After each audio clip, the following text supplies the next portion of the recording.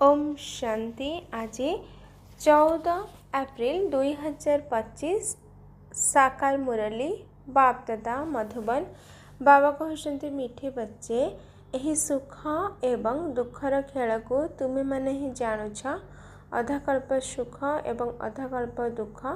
बाबा दुख हरण कर सुख देवा को आसी। प्रश्न केही केही पिला माने क्यों कथारे निजर मन को खुशी कर देउछन्ति एवं निजको मिया मिठू अर्थात बहुत ज्ञानी मन करुछन्ति।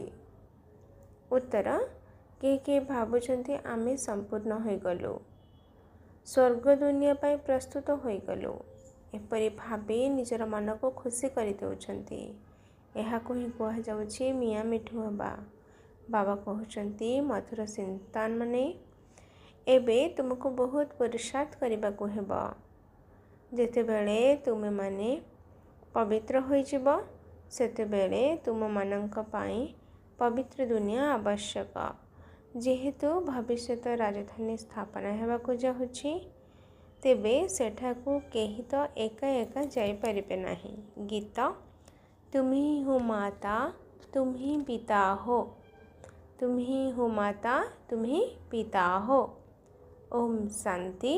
धारणा पाई मुख्य सार 1 नंबर बाबा निकट थिबा गुण को निज भितर भरिबा को हेब। अंतिम परीक्षा पूर्व भल भारे पुरुषार्थ करी निजको संपूर्ण रूपे पवित्र करने को हेब।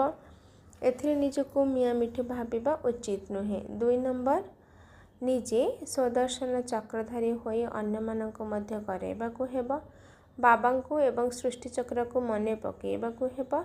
बेहद बाबा द्वारा बेहद्र ज्ञान को शुणी निजर बुद्धि को बेहद रे रखिबा को हेब।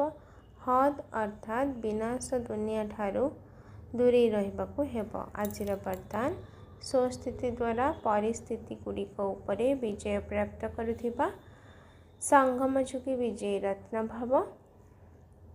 विस्तार परिस्थिति उपरे विजय प्राप्त करिबार साधन बा आधार हेउछि स्वस्थिति। एही देह मध्य पर अटे।